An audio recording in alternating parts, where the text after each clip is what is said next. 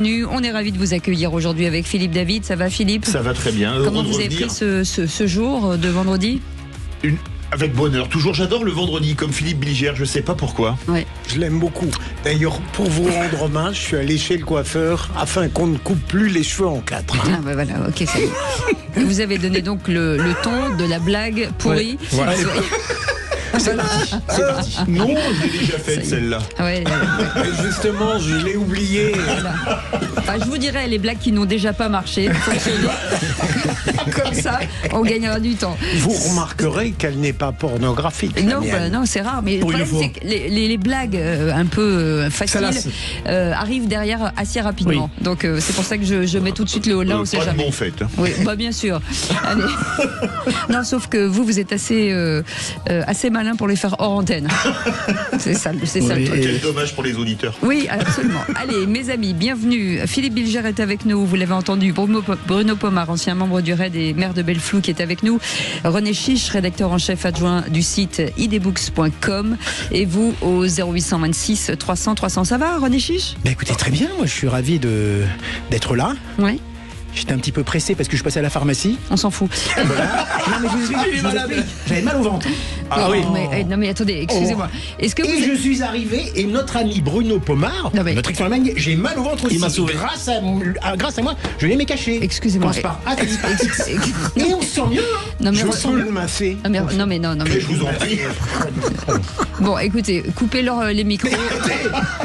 Appelez le SAMU, faites quelque chose, mais oh là là, c'est plutôt les urgences psy là que le SAMU. Mes amis, rapidement, le sommaire de cette émission, on va revenir sur Bruno Retailleau qui s'est déclaré à son tour pour 2027 à 14 mois de la présidentielle. Ils sont déjà 11 sur la ligne de départ et la liste visiblement continue de s'allonger. Et on vous pose cette question, le nombre de candidats à l'élection présidentielle pourrait battre de record. Est-ce que pour vous c'est la démocratie ou contre-productif? Eh bien vous dites que c'est contre-productif à 63%. Vous voulez réagir, le 0826 300 300 et moi je dis ne vous inquiétez pas, l'écrémage aura lieu d'ici un an. Bruno Pomar. Moi, arrêtons cette melonite aiguë. René Chiche. Beaucoup trop de candidats. Philippe. Pensée très pertinente de Philippe David. Ben ça change, on note. La question du soir, Sophie Adeno a décollé donc ce vendredi à 11h15 vers la station spatiale internationale à bord d'une fusée SpaceX. Première femme française depuis Claudie Aigneret, c'était il y a 25 ans et elle doit rester environ entre 8 et 9 mois. Et on vous pose cette question, la conquête spatiale vous fait-elle encore rêver? Eh bien vous dites non à 55%. Quelle tristesse. Vous voulez réagir, le 0826 300 300, moi ça me fait rêver plus que jamais. D'ailleurs oui. Cécile rêve qu'on fasse un voyage ensemble jusqu'à la planète Mars. Je me souviens pas de l'avoir dit. Philippe Bilger. Je préfère les voyages intérieurs, mais je n'irai jamais cracher sur ces gens-là qui sont fabuleux. Bruno Pomar. Ouais, sûrement, oui. En plus, c'est une femme, c'est formidable, Madame Amdo. Mais encore une fois, le coût et ce que ça rapporte à côté, j'aimerais bien avoir le ratio de tout ça. René Chiche. Alors, soyons francs, ça ne m'intéresse pas du tout, ça ne me fait absolument pas rêver. Et ben voilà, comme ça c'est réglé. Voilà, au moins mais ce qui va vous intéresser, c'est la possibilité d'offrir des cadeaux à nos auditeurs, parce que ça c'est important, sachant que vous n'en êtes pas pour eux. Au moins, essayons de leur donner de la joie. Et puis demain c'est la Saint-Valentin, donc Sud Radio vous offre un bon d'achat de 200 € pour le site Le Vent à la Française. C'est créer des accessoires élégants fabriqués artisanalement en France. Je vous incite à aller voir sur leur site internet. Vous pourrez sélectionner des bracelets durables à la symbolique forte inspirée de la rose des vents. C'est très simple pour le remporter. Vous envoyez un SMS, vous écrivez Sud, S-U-D, vous l'envoyez au 7 20 18 et c'est que du bonheur pour vous ou pour votre épouse ou votre copine, peu importe, vous faites ce que vous voulez. Votre chien. En attendant... Si c'est pour dire des trucs comme ça, c'est pas la peine. J'en peux plus déjà. Non mais il y a des gens qui sont amoureux de leur chien. Attends, je pense que je vais vivre les 2 heures les plus longues de ma vie. Allez, tout de suite, c'est le grand débat. La présidentielle 2027, c'est dans un peu plus de 500 dodos, mais les Français ont la chance d'avoir déjà 10 candidats officiels à cette élection. Marine Tondelier. Oui, je vous le dis très clairement, je suis candidate à l'élection présidentielle. Cet été, dans un entretien au Figaro le 21 juillet, Ségolène Royal a déclaré qu'elle ne se déroberait pas. Mais non! Clémentine Autain, François Ruffin. Je vous demande de vous arrêter. À droite, une primaire se dessine aussi. Oui, je m'y prépare. Laurent Wauquiez a quant à lui affirmé que son objectif était la présidence de la République. David Lisnard. Et s'il n'y a pas de primaire, est-ce que vous serez candidat à la présidentielle? Ouais. Oui. Oui, bien sûr, parce vous irez que... coûte que coûte. Édouard Philippe. Je serai candidat à l'élection en 2027. Bruno Retailleau. J'ai pris la décision d'être candidat à l'élection présidentielle. Moi, je postule pour être son secrétaire d'État. Jean-Luc Mélenchon ou encore Gabriel Attal. Ça suffit! Qu'est-ce qui vous a pris? Qu'est-ce que c'est que cette folie collective? Les vraies voix Sud Radio.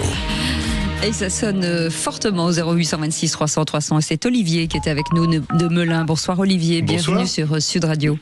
Merci beaucoup, bonsoir à tout le monde. Votre avis, est-ce que le nombre de candidats à l'élection présidentielle pourrait battre de records? Mais pour vous, est-ce que c'est la démocratie ou c'est contre-productif? Non, c'est contre-productif. Pour qui s'intéresse un peu à la politique, c'est contre-productif, absolument. Et pourtant, souvent, beaucoup se plaignent de dire on n'a pas vraiment le choix dans des candidats. Maintenant qu'il y en a, on ne sait plus où donner de la tête. Alors, je pense que ce serait vachement plus intéressant d'avoir beaucoup de candidats si on faisait une élection à 3 ou 4 tours. En 2 tours. Non, n'ayez pas. Ce serait beaucoup plus, ce serait plurisensibilité. On serait pas obligé de passer par des choses de type mettons les minorités en avant, etc. Mais je trouve ça vachement bien. On verrait bien ce qui reste. Au 8e de finale, quart de finale, demi-finale. On l'a pas fini, quoi. C'est pas idiot parce que ça écarterait tout de suite. Olivier, vous bougez pas. Julien est avec nous de Chambéry. Bonsoir, Julien. Bonsoir. Bonjour à tous. On est ravis de vous accueillir. Quel est votre avis justement sur tous ces candidats à l'élection présidentielle? Alors, je pense qu'il commence à en avoir beaucoup, mais vu que François Hollande et Emmanuel Macron ils sont arrivés, je pense que tout le monde se dit qu'il a sa chance. C'est vrai. Sur un malentendu, comme on dit. Bougez pas, Julien.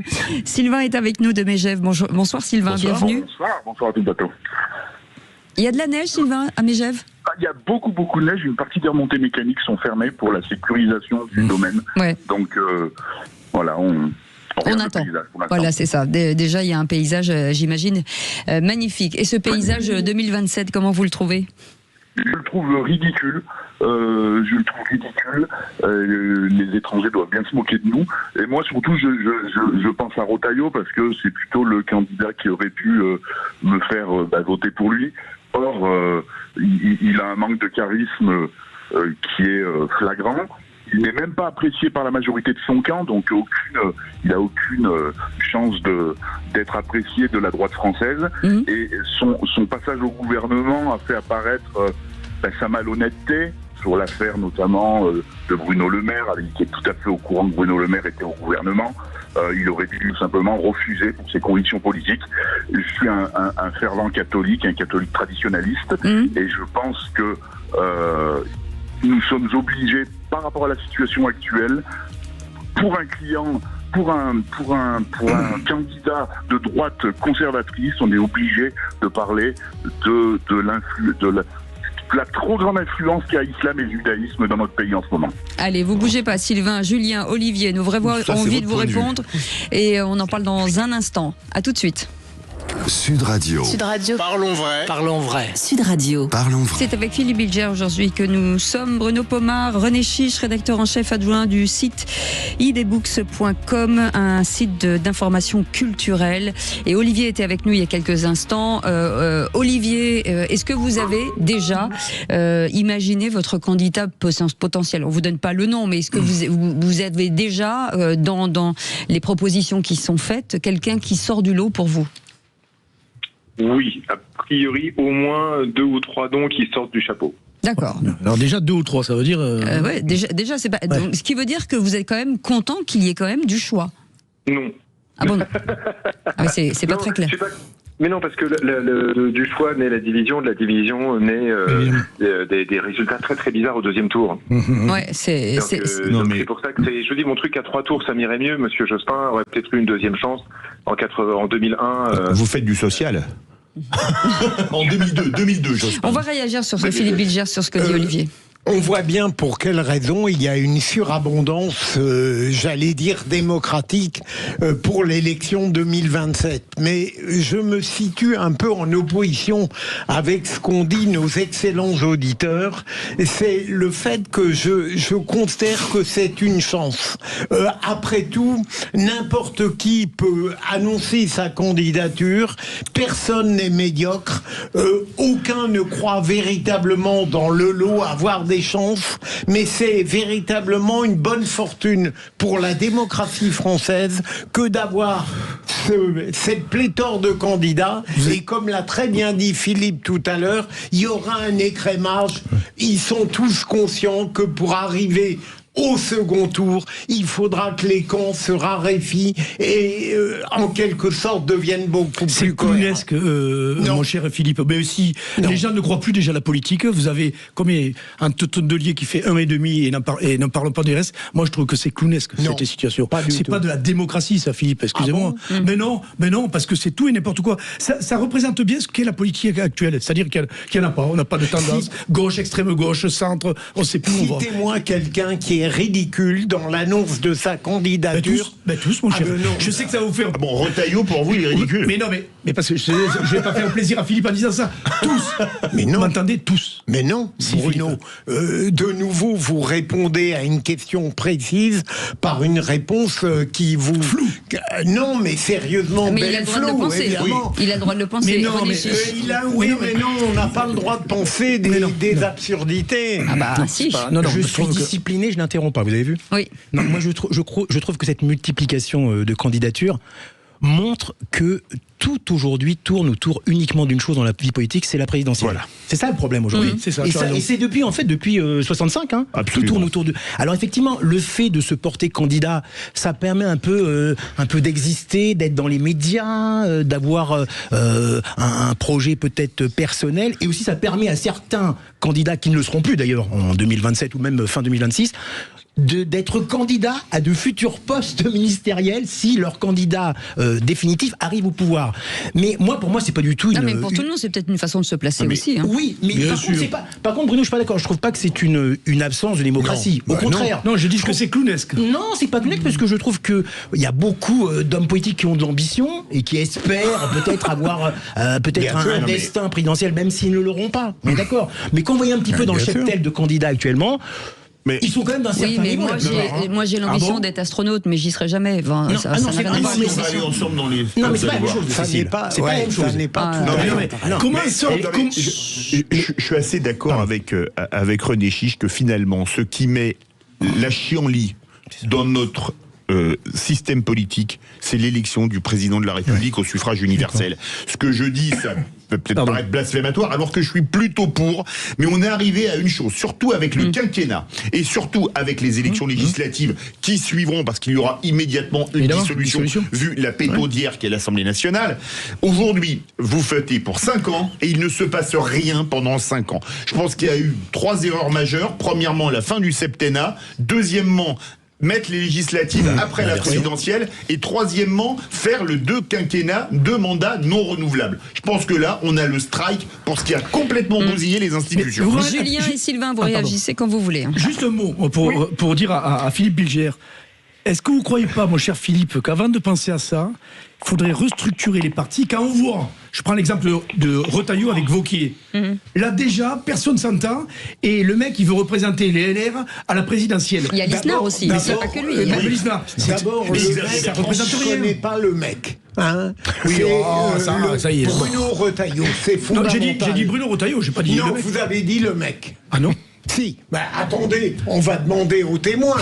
Non mais vous êtes d'accord avec moi? Il n'y a même pas un parti, et c'est pareil pour les PS, qui est stable. Il y a Retailleau, Wauquiez et Lisnard. Mais qu'est-ce que vous voulez démontrer? Mais qu'il n'y a pas de cohérence déjà à la base. Il faut qu'il y ait de cohérence à la base. Avant, il y avait un Chirac, il y avait un Mitterrand, il y avait Non mais Chirac, vous aviez quand même Balladur qui s'était opposé à lui. Mais non, mais rien à voir avec ce qu'on voit maintenant. S'il vous plaît, le moment venu. S'il vous plaît, Julien et Sylvain, est-ce que vous êtes d'accord avec ce qui est dit autour de cette table? Parce que ça parle beaucoup, mais non, mais ce que je pense, c'est que le macronisme a eu le démérite de faire exploser les blocs, c'est-à-dire traditionnels LR-PS. Ça fait que, pour exister au niveau de ces blocs, c'est très compliqué. Donc on a Retailleau, on a Wauquiez, on a Lisnard.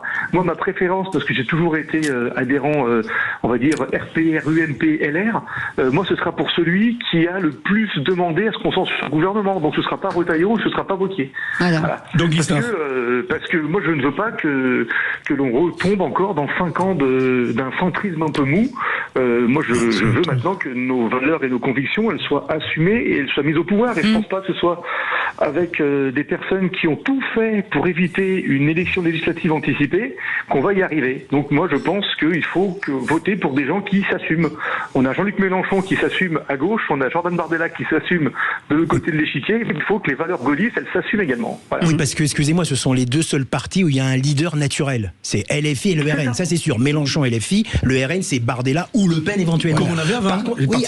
C'est solide, on change, mon cher Bruno. En même temps, c'est pas vrai, parce que même avant... Oui, mais au moins c'est clair. Oui, mais avant, dans chaque parti... Oui, non, mais attendez, avant, dans chaque parti, des divergences, il y a toujours eu des ambitions qui sont... Mitterrand-Rocard. Exactement, Mitterrand-Rocard. Même sous Hollande, enfin Strauss-Kahn, enfin, il y avait plein de gens qui... Même au RPR. Donc, dans tout parti, et c'est pas nouveau, les ambitions s'affichent quelques mois avant l'élection, et à mon avis, après, il y aura une sélection naturelle qui va se faire. Mais oui, c'est pas mal. Mais c'est l'expression démocratique. Regardez Xavier Bertrand, Retailleau. Vous imaginez avec des... Ils ont la melonite aiguë. Mais non, mais c'est pas ça, c'est que Ce que vous oubliez, c'est que ces personnalités que vous venez de citer, elles sont tout à fait estimables. Oui, c'est vrai. Qu'est-ce que ça... Je ne vois pas au nom de quoi vous les traitez avec dérision. La melonite, oui, ils ont des melonites. Mais pas du tout. Non, mais alors donc vous préférez LFI où il y a un seul chef, une sorte de Che Guevara, et il n'y a aucune opposition. Je préfère voir un Mélenchon qui a la tête vraiment d'une équipe. Alors Bardella à la tête d'une équipe. Les opposants de Mélenchon, ils sont tellement maltraités qu'ils quittent le parti. Vous voyez, François Ruffin est candidat, Clémentine Autain est parti. Non, je suis pas d'accord avec vous. Ce qui est amusant, en revanche, pour rebondir sur ce que dit Bruno, c'est que c'est les partis qui ont le moins de potentiel de voix qui ont le plus de candidats. Attendez, Sylvain, s'il vous plaît, le mot de la fin, Sylvain. Exactement. Moi, je pense que moi, je suis très très à droite. Donc, je suis très à droite, mais dans les extrêmes actuellement, dans ceux qui se présentent dans les extrêmes, il n'y a personne de sérieux. Bardella, je pense que le jeunisme, on en fait les frais en ce moment. Marine Le Pen, on ne peut pas rêver d'une candidate qui a des procès au cul. On dit pas ça. On dit pas ça. Mais il nous faudrait du coup quelqu'un comme Lisnard, avec des compétences et un petit peu plus à droite. Bon, en tout cas, on a bien compris. Le portrait chinois est en train de se faire. Je ne sais pas qui il sera. En tout cas, voilà.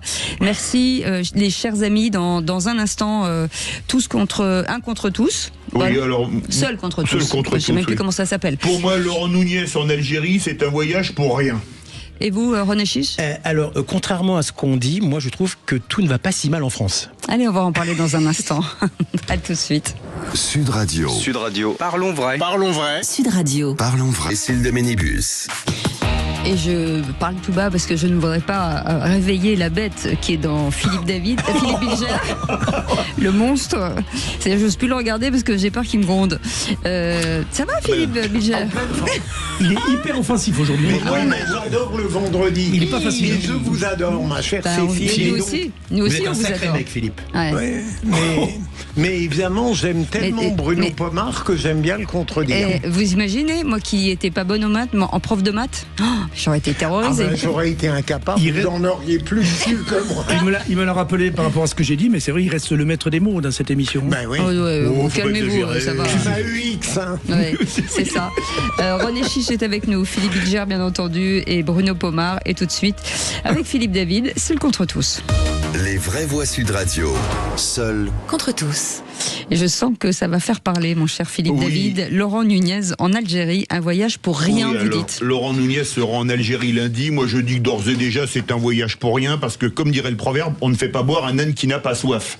Et l'Algérie ne pense qu'à une chose. Je suis pas sûr que ce soit la bonne. C'est pas Nunez, l'âne. L'âne, c'est le régime algérien qui n'a pas du tout envie de se réconcilier avec la France, qui ne pense qu'à une chose, nous cracher à la figure. La preuve, c'est qu'en fin d'année, le Parlement algérien a voté à l'unanimité une loi. Alors bon, à l'unanimité au Parlement algérien, sachant que c'est une dictature, c'est assez logique. Une loi criminalisant la colonisation française. Bon, j'eusse aimé qu'il vote une loi criminalisant la colonisation ottomane pardon, oui, en fin décembre. Oui. Vous êtes sûr ? Par le Parlement algérien, absolument. Je vérifie mes sources, cher ami. Non, mais je vous crois. Non, mais par contre, ils n'ont pas voté de loi criminalisant la colonisation ottomane, ni la colonisation arabe, quand même, faut-il le rappeler. rappeler, parce que parmi ces 3 colonisations, les Français sont ceux qui sont restés le moins longtemps. Et de toute façon, je sais que Retailleau va y aller pour se faire humilier, comme tous ses prédécesseurs. Nunez, va y aller pour se faire humilier, comme tous ses prédécesseurs, qu'on va nous cracher dessus, qu'on ne reprendra pas les OQTF, mais que évidemment, on nous demandera plus de visas, parce que le record, c'est que plus on nous crache dessus, plus on accorde de visas. Ça doit être les reports France-Algérie côté français, le sadomasochisme pour les nuls. Le plus suavement possible, ma chère Cécile, je vais vous contredire, mon cher Philippe. À partir du moment où Boualem Sansal a été libéré, à partir du moment où la manière forte ne sera jamais davantage utilisée qu'elle ne l'a été, je pense que le ministre de l'Intérieur a raison aujourd'hui d'aller là-bas, et il n'est pas interdit d'espérer qu'il puisse faire preuve d'une sorte de fermeté à partir du moment où le pouvoir algérien a avec lui une familiarité plus vive qu'avec Bruno Retailleau. Et en plus, mon cher Philippe, je pense que quand même la visite de Nunez s'inscrit quand même dans une obligation de renouer la politique de lutte contre le terrorisme, qui est très mal en point depuis quelques années, depuis justement les mauvais rapports entre la France et l'Algérie. Donc je pense que s'il y va, c'est que d'abord il a, à mon avis, bien préparé le voyage, parce qu'il a mis du temps à y aller, hein, il a quand même tergiversé, etc. Il y va quand même dans cette optique. Et moi, je ne serais pas surpris, contrairement à vous, que finalement, il y ait de bons résultats d'ici quelques semaines pour Christophe Glaise. Vous voyez, moi, alors bien sûr, je suis d'accord avec vous, par contre, sur la loi qui a été votée par le Parlement algérien, etc., je suis d'accord avec vous là-dessus. Ça, je suis d'accord. Mais je pense que cette visite s'inscrit quand même dans un objectif de lutte contre le terrorisme, qui est quand même quelque chose, un point extrêmement important, et qui est actuellement très faible, entre la France et l'Algérie. Là, il n'y a plus de rapport, et les services de renseignement doivent absolument... Je pense que Bruno, peut-être, en sait plus que moi là-dessus. Non, pas nécessairement. Non. Surtout le renseignement avec l'Algérie. Non, moi, ce que je pense... Il avait des informations, il ne vous les dirait pas. Oui, exactement. Non, moi, je voulais dire... Il y a toujours une coopération entre... Toujours, oui, c'est vrai. Non, mais c'est vrai, en matière de terrorisme, d'antiterrorisme et tout. Et que là, moi, ce que je voulais dire après la belle leçon d'histoire que nous a fait Philippe David, c'est de dire tout simplement que il faut tout tenter. On est une démocratie. Effectivement, ce n'est plus une démocratie. L'Algérie, on le sait très bien. Mais je crois que ça n'a jamais été une depuis l'indépendance. Non, mais ce qui est important, Philippe David, vous dites. Il faut tenter toujours de faire mieux. On n'a pas réussi avec Retailleau parce qu'il était un petit peu, excusez-moi, Philippe Bilger, un petit peu offensif. C'est grâce à lui que Boualem Sansal a été libéré. Une petite portion. Je vous l'accorde, mon cher Philippe Bilger, ça. Si, quand même. S'il n'avait pas été dur, après le reste n'aurait pas marché. Mais pardon de vous avoir coupé, je vous en prie, mon cher Philippe, mais n'empêche que le travail des services secrets, etc., a fait son chemin. Ouais. Donc je voulais dire encore une fois à Philippe David, qui dénigre notre ministre de l'Intérieur, Laurent Nunez, que Laurent Nunez est un homme de dialogue, qui n'est pas le même tempérament que Retailleau, et qui peut, je pense, trouver des réponses, des solutions. Je sais que c'est compliqué, mais il faut espérer. Vous êtes défaitiste, mon cher Philippe. En tout cas, renouer peut-être un dialogue apaisé. Alors, je suis pas d'accord avec Philippe Bilger quand il dit la manière forte de Retailleau. Le drame, c'est qu'on n'a jamais utilisé la manière forte avec l'Algérie. Il l'a utilisé mais ça autant que son pouvoir le lui permettait. Mais Macron l'a calmé. Macron l'a calmé. Mais oui, c'est ça. Une politique ferme, c'est par exemple dire 0 visa. Mais c'est Barrot, c'est le problème de Barrot, c'est pas le problème de... Enfin, excusez-moi, mais Jean-Noël Barrot, ministre des Affaires étrangères, si quelqu'un trouve qu'il n'y a pas une erreur de casting là-dessus, alors là, je ne peux rien faire. Il s'améliore. Excusez-moi, mais vu le niveau où il était, il ne peut que remonter, vous savez. Attendez, c'est le pire ministre des Affaires étrangères qu'on ait eu. Je sais pas ce qu'il a appris son gouvernement. Excusez-moi, mais même Douste Blasi paraissait pas nul. Alors ça nous aurait tout dire. Mais c'est vrai. Rappelez-vous ce qu'avait dit Condoleezza Rice de Douste Blasi, on passe difficilement de la cardiologie à la diplomatie. Excusez-moi, mais ça voulait tout dire. Je sais pas ce qu'il a après les ministres. Non, c'est parce que quand... je sais pas ce qu'on a les deux Philippe, ils ont dû manger un peu trop dur, vous manquez de nuances. Oui, je pense. Vous dirigez même. Mais je suis le plus... Allez, c'est terminé, mes amis. Et j'en profite pour vous dire que pendant que vous débattiez avec notre réalisateur chéri Maxime, nous avons découvert que faire boire un âne qui n'a pas soif existe vraiment. Ah oui. Voilà, c'est une expression qui existe, bien sûr. Et ça date de 1609. L'année d'avant la mort de Henri IV. Ouais. Mais moi, ça m'arrive, hein, de boire sans avoir soif. C'est un âne.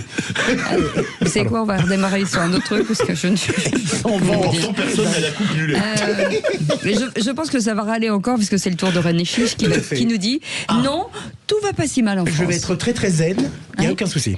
Écoutez, d'abord ce matin, Cocorico vive la France, 114 rafales vendues à l'Inde, 33 milliards de chiffre d'affaires. Bravo la France, bravo Dassault, vraiment. Et c'est une bonne musée, ça donne comme une belle image de la France. Un bel élan. Ouais, un bel élan.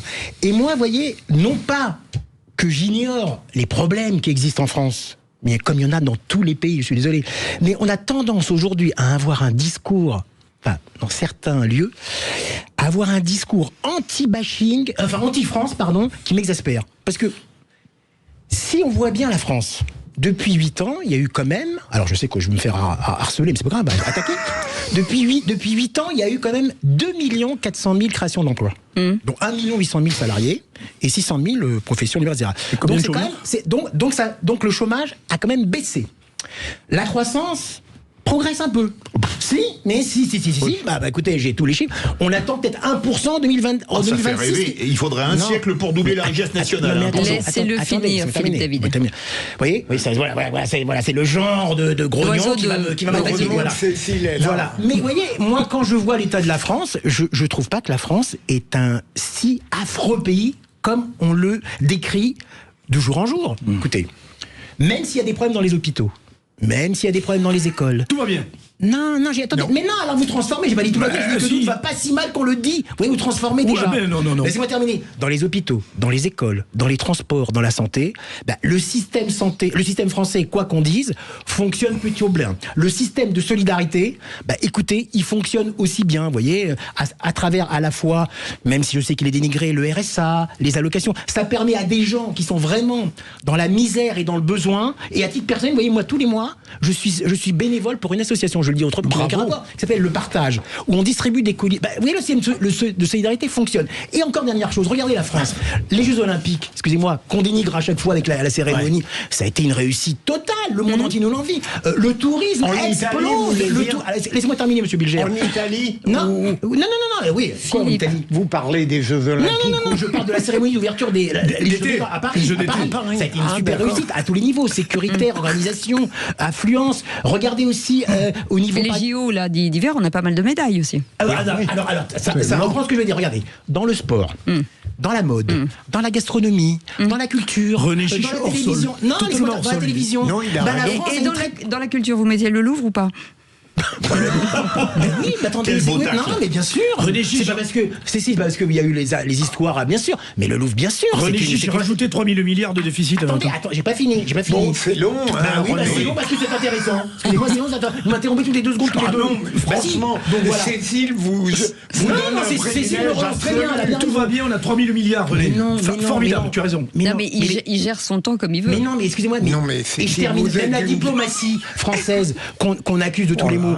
Il y a 2 jours, j'étais avec un de mes amis d'enfance. Excusez-moi, je parle un peu. Sénateur français à l'étranger, qui m'a expliqué en quoi consiste la diplomatie. La diplomatie parlementaire, la diplomatie éducative. Elle marche plus, la diplomatie dans ce pays. Bien sûr qu'elle marche. Et je termine les dettes. Pardon, je termine. Voilà. Mais on n'est pas dans le même pays. Non, mais sérieusement, je suis d'accord avec vous, René, mais vous oubliez un argument parce que vous pouvez donner l'impression, en développant ce point de vue que je trouve très pertinent, que vous oubliez tout ce qui va mal. Pas du tout. Je viens de le dire au début. Je finis là-dessus. Oui. Alors que, en réalité, le pessimisme systématique sur l'état de la France, non seulement est absurde, mais il nous interdit même de pallier les graves problèmes que nous avons. Oui. Quand psychologiquement, on est en permanence dans le défaitisme, on ne peut rien faire. On s'enquiste. Absolument. Je ne nie aucun problème, mon cher Philippe David. Je ne nie pas qu'il y ait des problèmes au niveau de l'immigration, de la sécurité. Il faut laisser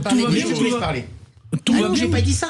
Il y a 3000 milliards. Oui, mais je le répète parce que j'ai l'impression qu'il ne doit pas le savoir. Il n'a pas vu. Quand on dit un chiffre comme ça, on balance un poncif. Mais bien sûr.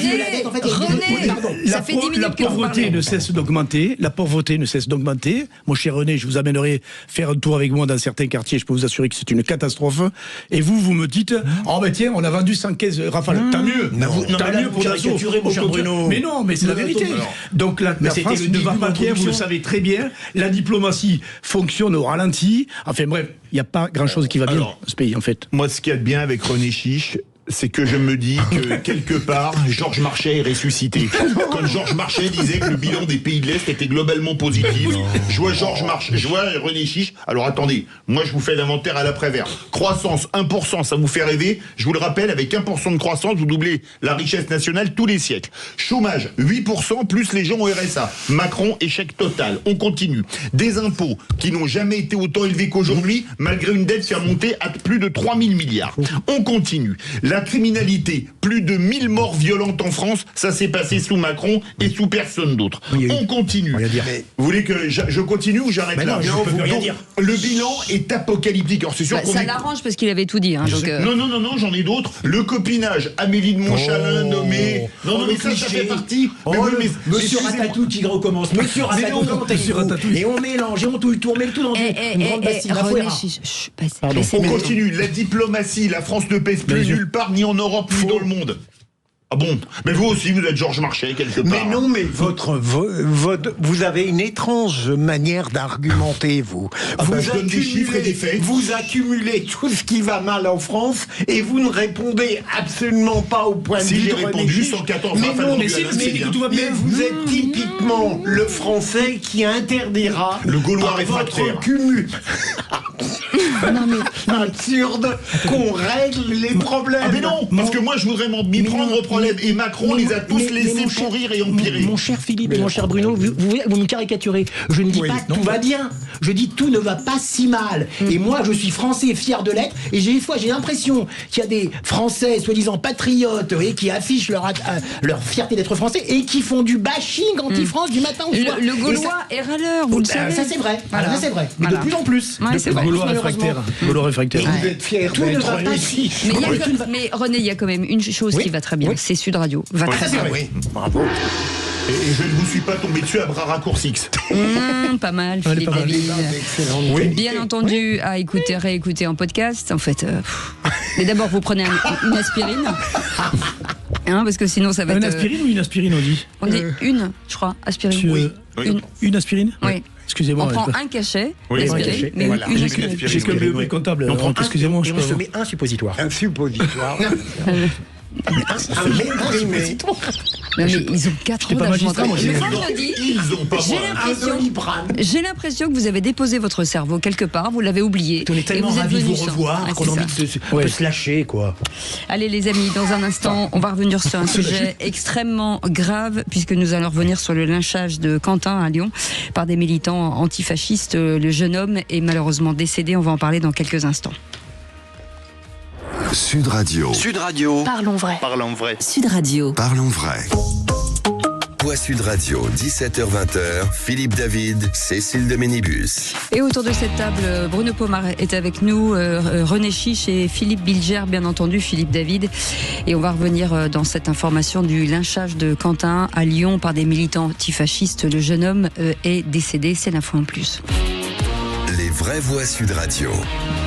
Oui, hier soir, Quentin est allé faire le service d'ordre pour protéger le collectif Némésis, un collectif féministe identitaire qui manifestait contre la venue de Rihman Hassan à Sciences Po Lyon. Ils ont été attaqués par des membres de la Jeune Garde et Quentin est tombé sous les coups. Il avait un hématome sous-dural a priori et il est décédé. Il avait a priori 23 ans, donc vraiment pas un âge pour mourir, dans ce qu'il faut carrément appeler un lynchage, parce que certains médias ont parlé de rixe, mais c'était pas une rixe, c'était carrément un lynchage. Alors la question question se pose parce que... Je crois qu'il défendait une jeune femme. Il défendait une jeune femme de Mnémésis qui était agressée par des militants de la Jeune Garde. Alors la question qui se pose, c'est que avant-hier, le Conseil d'État, il y avait un recours au Conseil d'État contre la dissolution de la Jeune Garde qui avait été décidée par Bruno Retailleau lorsqu'il était ministre de l'Intérieur. Il a été argumenté qu'il n'y avait pas de raison de les dissoudre. Alors la question maintenant qu'il y a un mort et qu'a priori il y a des militants de la Jeune Garde dans l'histoire, comment pourrait-on ne pas dissoudre ce mouvement hyper violent, Philippe Bilger? Vous avez raison, outre cela, mais cette tragédie imputable à l'extrême gauche et à ce député qui scandaleusement trahit la mission d'un député, fait réfléchir sur l'état de droit. Ça fait longtemps que j'ai considéré, mais je suis tout seul, oui, on est rare à l'accepter, c'est que devant des violences collectives comme ça, il ne faudrait pas tergiverser. La police interpelle tous ceux qui sont là, et on les poursuit tous. Responsabilité collective. Il y a une violence collective, parce que sinon on n'aura personne. Pour revenir sur l'âge de Quentin, il y a deux versions, 20 ans et 23 ans, mais peu importe, c'est aussi horrible dans un cas que dans l'autre. Juste pour information, la Jeune Garde a été dissoute le 12 juin 2025. Absolument, mais il y a un recours devant le Conseil d'État qui était en jugement. Là, ça va entériner. C'est terrible à dire, mais ça va entériner, là, malheureusement. Mais il faut savoir que Raphaël Arnaud et toute sa petite équipe, ce sont des gens qui ne reproduisent que ce que veut le gourou Mélenchon, le chaos. Le chaos, ça veut dire recours à la violence coûte que coûte. Et ils le disent, ils s'en cachent pas. Bruno, il n'a pas créé Arnaud, il n'a pas eu besoin de Mélenchon pour avoir déjà un Bien sûr, il est sanctionné, bien sûr, fichier S sanctionné, tout ce qu'on peut imaginer. Et c'est là où c'est dangereux pour la démocratie, comme tu dis, effectivement. On n'a jamais vu, même à l'extrême droite d'ailleurs, les gens faire de ce qu'ils font là, mais on va pas beaucoup en parler. Je fais un pari. Ouh, il y a un mort quand même. Excusez-moi, mais pour le moment, il était entre la vie et la mort depuis hier soir. Là, il est mort. Et j'étais debout tôt ce matin. J'ai pas entendu beaucoup de médias qui en ont parlé. C'est vrai. Soit dit en passant. J'ai pas entendu beaucoup de médias en parler. Alors la question, oui. Non, allez-y. Non, mais ce qui fait peur, c'est qu'en plus avec le calendrier électoral qui s'annonce, c'est entre les municipales et ensuite les présidentielles. Et les législatives qui suivront. Moi, c'est ma crainte qu'il est quand même... C'est ma seule crainte, vous voyez, comme quoi tout ne va pas si bien non plus en France. C'est ma crainte qu'il y ait des affrontements entre des petits groupes comme ça. C'est des groupes un petit peu... Bien sûr, des groupes proches de LFI, bien sûr, et des groupes les militants, entre militants. Ça, c'est un peu incontrôlable. Alors, est-ce que je vous parlais tout à l'heure des services de renseignement, vous voyez, par exemple, pour cet événement, là, hier, à Rima Hassan, qui va faire... Est-ce que les services de renseignement n'auraient pas pu... peut-être détecter ce genre de violents ultra-gauche pour éviter peut-être des affrontements. Mais est-ce que c'est pas possible? C'est la démocratie, on a le droit de venir manifester devant une manif. Les RT, les renseignements territoriaux sont au courant de tout ça. Connaissent tous ces groupes. Les individus, ils les connaissent tous. Je pense qu'ils vont être tous interrogés. Il n'y a pas de problème, ils vont passer à la moulinette. Mais en attendant, mais l'empêcher, c'est quasiment impossible. Souvent, il y a des forces de l'ordre d'ailleurs qui sont mises à disposition. Ce qui est un comble quelque part, ça devrait se passer normalement bien tout ça. Eh bien on voit malheureusement que l'angoisse de René, je la comprends, parce qu'il faut imaginer ce qui se passera en 2027 si Marine Le Pen ou Jordan Bardella est élu. Ce qui ne sera pas le cas, mais bon... Ça peut être très, très inquiétant. Juste une petite information, LFI renouvelait son soutien à la Jeune Garde 2 jours avant l'agression de Quentin. C'est bien, ils sont dans leur ligne. Je pense que ça va être très compliqué. Ils sont dans leur ligne. La violence, le chaos, la violence, et oui, mais c'est ça. Vous allez dire que je suis encore... Pourquoi ce groupuscule hyper violent n'a pas été dissous il y a fort longtemps? On a dissous Génération Identitaire qui, à moi ce que je sache, avait tabassé personne. Ils ont mis des banderoles et barré une frontière, ce qui est condamnable, mais qui n'a tué personne. Alors que là, on savait que ce groupuscule était hyper violent. Et on l'a laissé faire, et maintenant, a posteriori, le sang a coulé. Et il y a quand même un mort âgé d'une 20aine d'années. Donc moi, j'en veux beaucoup au ministre de l'Intérieur, qui pendant des années n'ont pas agi, parce qu'une fois de plus, il y a le privilège rouge. Selon le côté politique où vous êtes, on vous dissout très facilement ou pas. Ils en ont cassé quelques-uns, le ministère intérieur, de groupuscules. Beaucoup plus à droite, ils agissent beaucoup plus à droite qu'à gauche. C'est vrai, Et pour moi, les groupes hyper violents, on les dissout, qu'ils soient de droite, de gauche, du carré, du cube, du centre, de ce que vous voulez. On les dissout immédiatement, mais au ministère de l'Intérieur, ils ont des pudeurs de gazelle depuis des années. Non, après attention, décidément, vous en voulez au ministère intérieur. Non, excusez-moi, mais là, il y a de bonnes raisons. Il y a quand même les services de renseignement qui travaillent. Vous avez pris une prune ou quoi? Non. Ah non, mais enfin, sauf peut-être en regardant la boîte aux lettres. Non, mais les services les renseignements territoriaux, pardon, la DGSI travaille beaucoup sur ces groupuscules. Il y a même des éléments, des enquêteurs qui sont totalement détachés à voir un petit peu comment progressent ces groupes, etc. Et à un moment donné, pour dissoudre, je parle devant un magistrat, il faut amener des éléments très probants, très flats, pour qu'on puisse le... Et c'est pas évident, c'est pas aussi évident que ça. Donc c'est facile de dire le ministère de l'Intérieur, mon cher Philippe David, mais arrêtez de taper sur le ministère que je dis particulièrement bien. Je vais vous dire pourquoi les ministres de l'Intérieur, parce que ce sont eux qui ont le pouvoir de dissoudre les organisations factieuses. Oui, mais il faut Et la jeune garde, qui se veut antifasciste, mais qui est en fait fasciste, est une organisation factieuse. Là, ça a été dissous. Ils ont juste fait un recours dans le Conseil d'État. Oui, mais ils auraient pu dissoudre depuis au moins 4 ou 5 ans. Et ils n'ont rien fait. Mais ils auraient peut-être fait un recours aussi à l'époque. Oui, mais au moins, elle aurait disparu. Mais c'est la splendeur de notre pays. On est une grande démocratie. Il y a des recours, il y a tout ce qu'on veut. C'est pour ça que ça dure, tout ça. Dans d'autres pays, ça, tu le verrais pas. Il y a des outils, et ça, c'est bien. C'est bien. Oui, mais les outils, ça protège notre démocratie en même temps. C'est pas de les avoir, c'est de les utiliser. Arrêtez de parler en même temps. On a un état de droit beaucoup trop sophistiqué. Ah, mais c'est bien sûr. Voilà. C'est pas possible, cette façon. Je suis très discipliné aujourd'hui, moi. Non. Mais Philippe David prend beaucoup la parole. Je veux pas. On veut pas. Nous, on est petits chroniqueurs. Parce qu'il n'a pas parlé hier. Il n'était pas là. J'ai une frustration. Il se rattrape.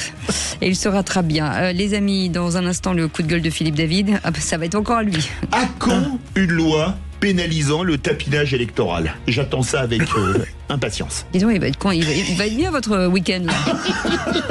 Je plains votre fiancé. Hein. Elle est très bien. Ah oui. Allez, soyez les bienvenus. On est ensemble jusqu'à 19h. Sud Radio. Sud Radio. Parlons vrai. Parlons vrai. Sud Radio. Parlons vrai. David, Cécile de Ménibus. Et avec le maire de Belleflou qui est avec nous, ancien patron du RAID. Ouais. C'est pas vrai. Vous en foutez, Cécile? Non. Bah, bientôt l'ex-maire de Belleflou. Je donne ma vie à Sud Radio. Voilà, c'est bien. Je pense que c'est une tragédie pour la France que votre corps à la fin. Ouais. Et pourquoi donc? Parce que je laisse la place à des jeunes et que. Mais c'est bien, oui, mais c'est bien. C'est bien ce que devraient faire certaines de nos politiques d'ailleurs. C'est la place à des gens compétents. Et aussi. Ouais. René Chiche, il tacle bien. Il est comme Philippe Bilger. C'est marrant ça. Hein. Et comment va René Chiche chez ID Books? Eh ben écoutez, ça se passe bien. Beaucoup de travail. Oui. Beaucoup de travail. Bah, ça vous change. Moi j'adore Cécile. C'est pour ça que je l'aime bien. Ah ouais, tacle bien. Bien. Beaucoup de travail. Et par contre, je suis déçu qu'il ne se représente pas parce que j'avais l'intention de faire mon alia à Belleflou. Parce que... Ah ben c'est dommage. Je me présente à la présidentielle par contre. Ah d'accord, ok. Bien sûr. Non, mais un de plus. Et aussi, petite info, je prépare mon 10e livre qui sortira en octobre et qui fera l'objet d'une journée spéciale sur Sud Radio. Bon, Patrick Roger n'est pas encore au courant, mais c'est prévu. Je vais lui dire bientôt. Voilà. Là, je pense qu'il vient de tomber de sa chaise. J'espère qu'il s'est pas fait trop mal. Ah non, top secret pour l'instant. René Chiche par René Chiche. Oui. C'est bien, c'est qu'il n'est pas du tout mégalo, c'est ça qui est bien. Je sais même si j'ai rien dit, moi. Un autre qui ne l'est pas du tout non plus, c'est Philippe Bilger. Moi, je suis d'une modestie. Moi, dès qu'on se montre comme Cécile, quand une jolie femme me dit de me tenir à carreau, je le fais. Ouais. Je dois pas être si jolie que ça, alors. Allez, tout de suite, le coup de gueule de Philippe David. Les vraies voix Sud Radio. Le coup de gueule de Philippe David. Comme d'habitude, je vais remettre le clocher au milieu du village, un village qui se trouve dans le 4e arrondissement de Paris. Pourquoi le 4e arrondissement de Paris? Parce que c'est là que se trouve l'hôtel de ville et que le tweet publié par la tête de liste socialiste Emmanuel Grégoire m'a mis hors de moi. Que dit ce tweet? Début de citation. La justice a confirmé le non-lieu définitif pour les 3 policiers présents lors de l'opération qui a conduit à la mort d'Adama Traoré. Je pense à sa famille qui s'est tant battue pour obtenir justice et vérité. Leur combat se poursuivra devant la CEDH. La République doit réparer le lien entre sa population et la police en luttant contre le racisme régulièrement constaté et en mettant fin à l'impunité. Nous devons de faire mieux. Fin de citation. Un tweet qui n'aurait surpris personne s'il avait été rédigé par Sophia Chikirou, tête de liste insoumise à Paris, ou n'importe quel insoumis, tant le soutien inconditionnel à la famille Traoré est constant chez eux, et tant les poncifs répétés et répétés depuis des années, la police tue et est raciste, est la marque de fabrique du parti de Jean-Luc Mélenchon. Mais écrit par un socialiste qui se veut modéré, cela surprend et montre à quel point tout est bon pour essayer de prendre quelques quelques voix, quitte à proférer des mensonges plus odieux les uns que les autres. Tout d'abord, dans l'affaire Traoré, ce ne sont pas des policiers mais des gendarmes qui ont été injustement traînés dans la boue depuis des années, qui ont été blanchis par plusieurs juridictions depuis maintenant 10 ans. La justice est passée et la vérité est connue, n'en déplaise à Emmanuel Grégoire. Ensuite, la police comme la gendarmerie ne sont pas racistes, il suffit de voir la mixité ethnique dans ces deux belles institutions. Michel Rocard, un socialiste d'un autre temps, aimait vilipender le tapinage électoral, un tapinage électoral pratiqué via ce tweet par Emmanuel Grégoire qui ne prendra pas une voix à Sofia Chikirou, mais qui risque de faire fuir ses électeurs de centre-gauche vers d'autres listes car, comme disait un autre homme politique d'un autre temps, Jean-Marie Le Pen, les électeurs préfèrent toujours l'original à la copie. Bravo Philippe, et notamment vous l'avez évoqué, ce point de détail qui montre à quel point Emmanuel Grégoire est prêt à dire n'importe quoi, confondre les gendarmes avec les policiers. Oui, ça montre que sur ce point capital, il fait un tweet qui est complètement aberrant. C'est scandaleux. Et alors, je ne vois pas au nom de quoi il va poursuivre une polémique qui est réglée aujourd'hui. Même si, bien sûr, la famille Traoré va continuer. Ce qui est logique. Mais vous avez raison, il perd toute crédibilité.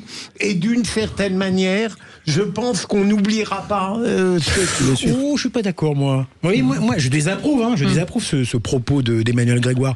Mais je crois qu'il ne faut pas accorder plus d'importance à ce tweet. Parce qu'un tweet chasse l'autre, vous verrez que dans un jour ou deux, on n'en parlera même plus. On n'en parlera même plus. Oui, mais ça va lui rester collé. Et en plus, vous savez déjà... Non, mais on lui ressortira peut-être. On lui ressortira, oui, mais je pense pas que... Lorsqu'il viendra dire je soutiens la police, là... là, je peux vous dire qu'il prendra le scud en retour. Oui, enfin bon, chaque candidat prendra un scud pour une autre raison. Donc, vous savez, pour moi, je trouve que ça n'a pas vraiment d'importance. De toute façon, en plus, c'est les électeurs des LFI, en plus, ils vont pas voter plus pour Grégoire.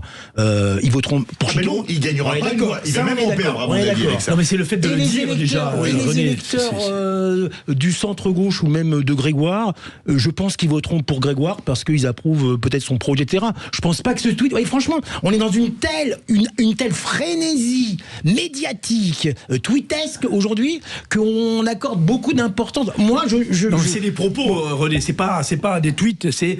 des propos, il le dit lui ouvertement. Soi-disant d'une gauche qui devrait normalement avoir d'autres propos que sur le fond, j'approuve pas son tweet. Il crache sur la justice. Il crache sur la justice, il crache sur les forces de l'ordre. Il crache contre l'État de droit, dont il ne cesse de proclamer. Il soutient la famille Traoré. Rappelons juste un détail, un dénommé Traoré qui n'est plus de ce monde, qui était un violeur. Oui, il faut le dire. Donc, il y en a ras la casquette. Et c'est pas du niveau de ce qu'on attend de nos politiques. Ce qui est amusant, c'est que quand les gens du RN ont critiqué le verdict contre Marine Le Pen, tous les socialistes ont dit c'est scandaleux, ils critiquent une décision de justice. Là, je les entends pas parce qu'Emmanuel Grégoire, il s'en reprend à X décisions de justice depuis 10 ans. Mais bien sûr, et fort, on l'entend pas, encore une fois. Allez, les amis, merci en tout cas. Merci pour ce coup de gueule que vous retrouvez en podcast. Philippe David, bien entendu. Dans un instant, nous nommerons un de nos auditeurs ministres. Et elle sera ministre de la famille. Et puis juste après, le qui c'est qui l'a dit. Enfin, je vais gagner. Sud Radio. Sud Radio. Parlons vrai. Parlons vrai. Sud Radio. Parlons vrai. Voix Sud Radio, 17h-20h. Philippe David, Cécile de Ménibus. Soyez les bienvenus, Sud Radio vous accueille tous les jours, tout au long de la journée, et les vraies voix de 17h à 19h, et puis du lundi au vendredi, bien entendu. C'est pas le café du commerce, parce que c'est un peu différent, mais au moins on dit ce qu'on pense, et ça c'est bien aussi. Et pourquoi pas Parce que vous savez, ma chère Cécile, moi, dans mon village, quand je retourne, je suis toujours au bistrot. On s'en est rendu compte, pas pour me bourrer la gueule. J'y vais parce que c'est intéressant de sentir la terre. Vous qui êtes un peu déconnectés, mes chers amis, vous en abusez peut-être. C'est pour ça que je dis c'est pas forcément le café du commerce, parce qu'il y a des experts qui sont là. Le café du commerce, il n'y en a pas, mais c'est aussi le café du commerce. On va aussi au bistrot. Dire les experts, on regarde René Chiche. Non mais c'est vrai.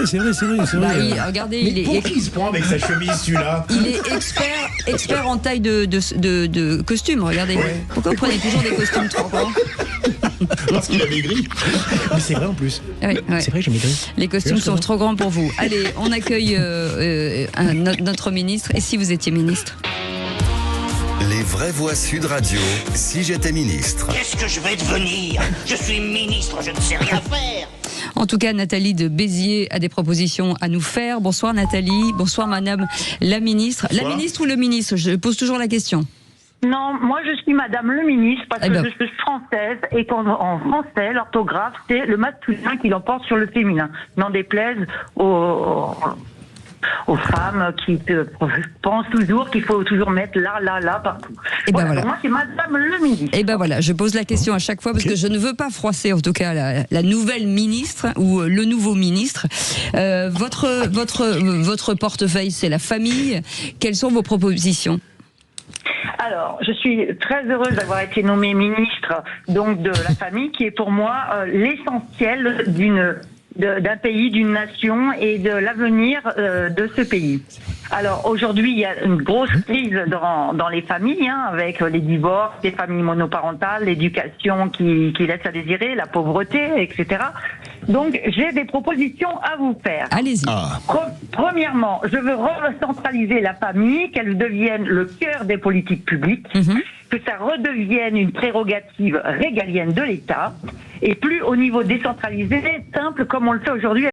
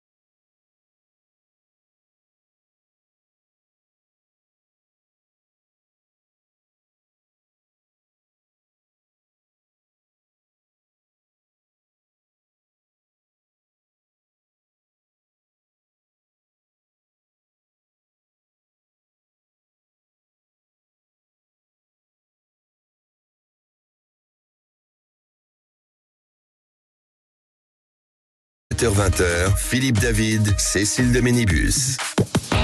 Je ne sais pas si comment s'appelle, le nom de l'émission est toujours bien choisi en fonction des gens. Les vraies voix. Oh si, globalement, oui, quand On même. devrait dire parfois, tiens, ce soir, c'est les bof voix. Ou alors les super voix. Moi, j'aimerais bien. Ouais. Ah bah Philippe Bilger, c'est un vrai beauf. Non. Ou alors, Non, j'ai pas dit beauf, les les vraies beaufs. voix incarnées par un seul. Ouais. On pourrait le Ou dire. par C'est un un seul. peu longuet. Ouais, c'est- certes. Longuet, disait Gérard. Quand vous dites les vraies voix incarnées par un seul, vous pensez à vous, bien sûr. Ah, mais bien sûr. Bien moi, je entendu. sais. Bien sûr. Le deuxième prénom de Philippe Bilger est Modeste. Oui. C'est pas flagrant, mais... Mais moi, Ah, si, c'est flagrant. Moi, je grandis d'émission en émission quand je vois le talent des gens qui sont face à moi. Bien. Et j'apprends beaucoup. Ouais. J'apprends Oui. beaucoup. Sur quoi? Excusez-moi. Sur l'humilité? C'est de l'eau qu'il y a dans votre verre? Non, dans votre cas. Je comprends. Non, alors. l'abus d'alcool est dangereux pour la santé. Hors de question. C'est vrai? Oui, mais après, à un moment donné, on a ses limites, mon cher Philippe. Oui, mais vous les avez. Vous les avez atteints. En fait, parfois, il va dire des méchancetés, mais il n'assume pas, donc il rigole. C'est fou. Hein. J'ai décidé de suivre les prescriptions de Cécile à la lettre. Voilà, Il n'ose pas, exactement. mais il les envoie quand même, oui. J'oppose une suavité à vos Mais il grossièretés. y a un conflit entre vous deux ou Pas du tout, je l'ai l'impression. Non, pas du non, tout. mais, Pas du tous tout. les deux.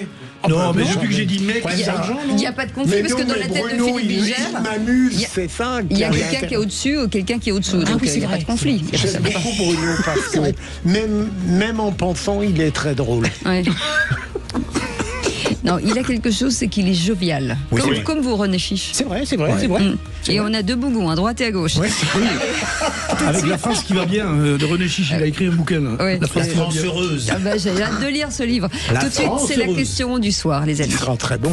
Vers l'infini et au-delà. 2 minutes, 10 seconds and counting. Astronauts report it feels good. T-minus 25 seconds. On monte, on dit au revoir à sa famille, à ses amis. On ne sait pas si on va les revoir quand même à ce moment-là. 15 seconds. Guidance is internal. On monte comme ça. Et là, grand silence. 12, 11, 10, 9. On attend le décompte final. 6, 5, Puis 4, jusqu'à ce que la fusée prenne feu. Et alors là, c'est le tour de manège ultime. 3, 2, 1, 0. All engine running.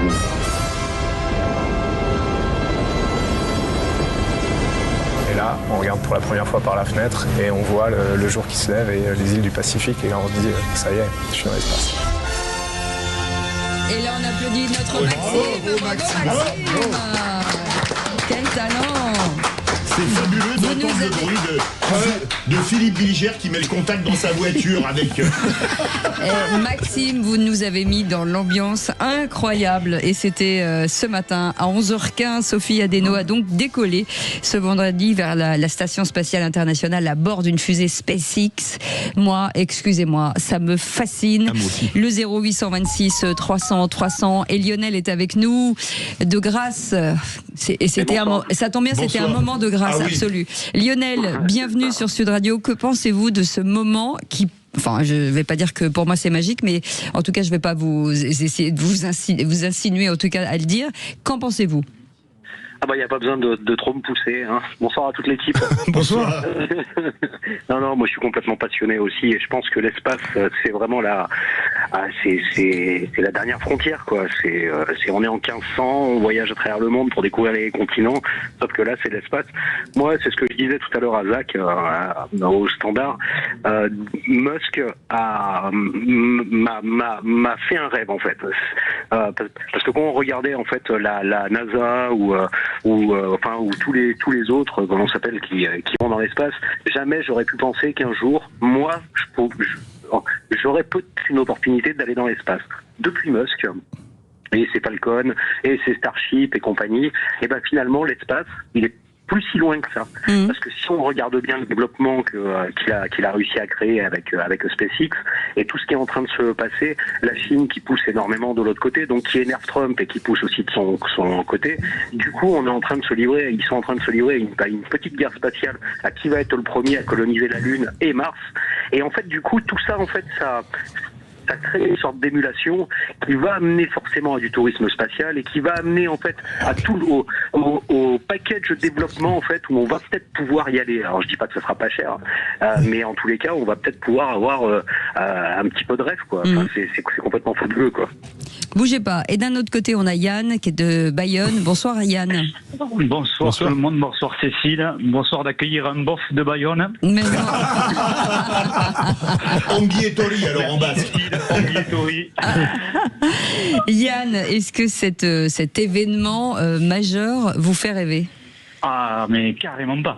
Et vous savez quoi, mon collègue de Grasse m'a ouvert facilement la discussion. Voilà.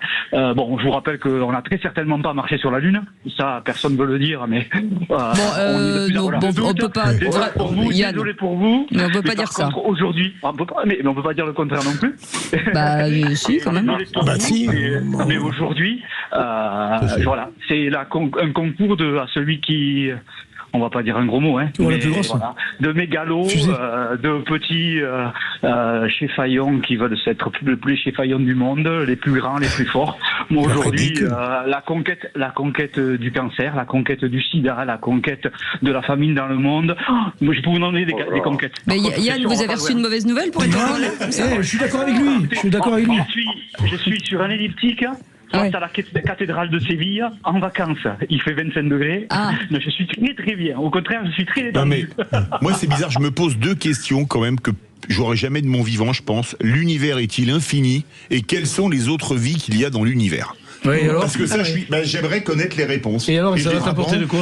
Peut-être que grâce à l'observation spatiale, le télescope Hubble, qu'un jour on pourra aller. Est-ce qu'il y a l'infini ou pas? Moi, je suis d'accord avec notre auditeur, il a raison. Occupons-nous de traiter la famine dans le monde une bonne fois pour toutes, que balancer des milliards, aller voir les étoiles. Arrêtez. Mais Philippe, j'avais l'impression que vous ne portiez pas en vous ces questions. Vous me trouviez trop limité. Métaphysique, et qu'au contraire, vous parliez des conquêtes seulement. Mais plus sérieusement, là je vais être moi-même, je ne suis pas, compte tenu de mon âge, je ne suis pas naturellement fasciné par ce qui se passe, et je préfère les voyages intimes intérieurs qui parfois sont beaucoup plus dangereux que les autres. Mais je n'aurai jamais l'impudence de discuter la passion qu'ont ces gens et cette formidable Sophie Adno qui est en train de vivre quelque chose d'inouï. Je l'ai entendu parler en anglais ce matin,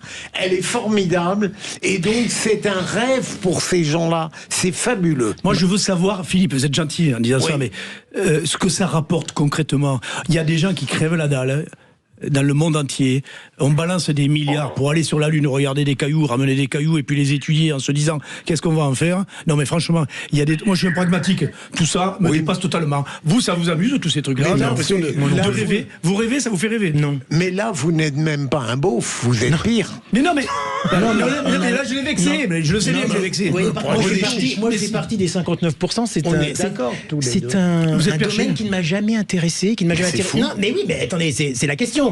Est-ce que ça vous fait rêver? Ça ne me fait pas rêver. Même Thomas Pesquet, ces gens-là, ça m'a jamais fait rêver. La seule chose qui m'intéresse dans l'espace, c'est quand je regarde des films au cinéma sur l'espace où ça se passe mal. C'est-à-dire quand il y a vraiment des événements dramatiques. C'est Apollo 13 qui vous fait rire. Sur la Lune, tout de même. J'ai eu un choc. Et aussi quand il y a eu l'explosion de la navette Columbia 86. Mais sinon, moi je suis un peu d'accord avec Bruno. C'est Challenger en 86. Non, mais les deux Philippe là sont complètement. Sur la Lune, ça va pas. Non, alors par contre, je remets en cause le propos, si je peux me permettre, de notre premier auditeur qui dit que ce n'est pas vrai qu'on a marché sur la Lune. C'est le fameux. C'est un petit peu une thèse un petit peu. C'est comme. Non, mais moi, ce qui fait rêver, c'est se dire que grâce à l'espace, on va quand même. On a quand même fait des choses. Bah, excusez-moi, mais grâce aux satellites qu'on a envoyés dans l'espace, vous pouvez vous déplacer avec le GPS. Alors que moi, j'ai connu l'époque. T'as pas besoin d'aller poser les pieds sur la Lune pour ça. Voilà. Non, mais les pieds sur la Lune, c'est le prestige. C'est la technologie qui a fait ça, c'est pas le mec qui est allé sur l'espace. Mais c'est l'espace. C'est parce qu'on a envoyé des satellites dans l'espace qu'aujourd'hui, et je me suis suffisamment enquiquiné, comme les gens qui ont été commerciaux comme moi, de chercher des plans, de demander les rues aux gens que personne ne connaît, etc. Aujourd'hui, dans votre voiture, vous mettez ça, vous avez mais ce n'est pas les mecs qui partent là-bas en haut. Mais bien sûr que si. Non, mais parce qu'on a progressé en envoyant du monde. C'est pas gratuit, on va pas là-bas juste pour monter, dans l'espace. Et aujourd'hui, on a une certitude, c'est à l'horizon 30, 40, 50 ans, mais c'est que quand on fera, par exemple, des vaccins dans l'espace, ils seront beaucoup plus purs, par exemple, que faits sur Terre. Il y a plein de technologies, de choses qui vont être des révolutions. Non, mais moi, ce que je préfère, que ça, le SNES à Kourou, qui envoie, d'ailleurs j'ai eu la chance de participer, de voir décoller il y a longtemps, une fusée pour apporter des satellites. Ça sert. Bah oui, ouais, mais les mecs qui vont poser leurs pieds là-bas en haut, qu'est-ce que je vais Mais non, parce que ceux qui vont à la station spatiale, ils font des études, ils sont pas à jouer à leur console de jeu. Ils font des études qui nous permettent de progresser. Qui parle entre Lionel et Yann? Oui, excusez-moi, c'est dur d'intervenir, mais je comprends très bien la passion. Est-ce qu'on peut pas chez nous le faire sur Terre avec en reproduisant certaines choses? Aujourd'hui, la science a bien avancé. Mais pour reproduire des choses, Yann, il faut être allé, en tout cas, les récupérer si vous voulez reproduire sur Terre. Donc on y va depuis des décennies. Des conditions d'études, des conditions. Voilà, on sait rarifier l'oxygène, on sait simuler l'altitude. Aujourd'hui, bien sûr qu'on fait des recherches, mais à mon sens, et alors bon là vraiment, ça c'est le bon qui parle de science, ça je suis d'accord, à mon sens on peut le faire ici à moindre coût et par contre mettre peut-être un peu plus d'argent. Mais ce ne sera pas pareil, En tout cas, merci pour vos témoignages, Lionel et Yann. Vous restez avec nous dans un instant. La question du soir. Et la petite phrase. Oui, la question. Oui, non, la petite phrase. Ça vient d'être fait, la question du soir. Prouvez-le. Je remets le jingle comme vous voulez. La petite phrase du jour, vous avez raison. Sud Radio. Sud Radio. Parlons vrai. Parlons vrai. Sud Radio. Parlons vrai. Les faux autour de cette fable, de cette fable, comme quoi Bruno Pomar est avec nous, René Chiche et Philippe Bilger avec Philippe David, bien entendu. Et c'est la petite phrase du jour. Les vraies voix Sud Radio. Que Macron ne fait pas pire que les autres, parce que je me souviens qu'à l'époque, le président Giscard d'Estaing avait nommé un certain nombre de gens avant qu'ils ne partent. Le président Mitterrand a nommé beaucoup de gens. Le président Chirac a dû en faire autant, etc., etc. Je me souviens, il y avait des polémiques aussi sur les nominations par Monsieur Sarkozy. Bref, c'est un rituel. C'est Jean-Claude Beaujour, c'était ce matin dans l'émission de Christine Bouillot, mettez-vous d'accord, qui revenait sur la nomination d'Amélie de Montchalin. Pardon. Je voulais, au-delà d'Amélie de Montchalin, qui est une femme remarquable, au demeurant, elle est nommée, je trouve que ça n'est pas comparable aux autres pratiques présidentielles, parce que il y a chez Emmanuel Macron le souci, compte tenu du changement de régime qui se produira, de veiller à mettre en place des personnalités qui, d'une certaine manière, le rassureront sur la pérennité de ce qu'on peut appeler le macronisme. Je suis pas d'accord. Ça n'est pas du tout comparable si René Chiche voulait arrêter de murmurer avec les précédents. Mais non, parce qu'un président de la République, il a un pouvoir de nomination. Alors, il est évident qu'il va nommer des gens proche de lui. Comme il a fait là, il se trouve que le poste se libère à la Cour des comptes. Il nomme quelqu'un. Il ne parle pas que d'elle. Non, mais toutes les nominations qu'il fait, c'est quand c'est des postes se libèrent. Bien sûr. Et il renvoie pas quelqu'un pour placer quelqu'un qui est proche de lui. Donc, ça dépend. La démission de Villeroy de Galhau pose quand même question. Oui, non, mais attendez, Villeroy de Galhau, le couillard de la Banque de France, a démissionné. Oui. Il n'a pas été viré. Il n'a pas l'idée de démissionner au bon moment. Mais qu'est-ce que vous en savez? Qu'est-ce que vous en savez? Qu'est-ce que vous en savez qu'il s'est barré tout seul? Il a dit qu'il est démissionné, donc moi je démissionne. Non mais moi, un président, et c'est pareil, alors je termine là-dessus, et c'est pareil dans tous les pays. Dans tous les pays, un président du Conseil, un chef d'État. Ça n'est pas vrai. Ah non, pas dans tous les pays. Arrêtez. Le président français a un pouvoir énorme par rapport aux autres. Attendez, et puis excusez-moi, aux États-Unis, ils nomment des gens compétents en général. À la Cour suprême. Ils nomment tous ses poches.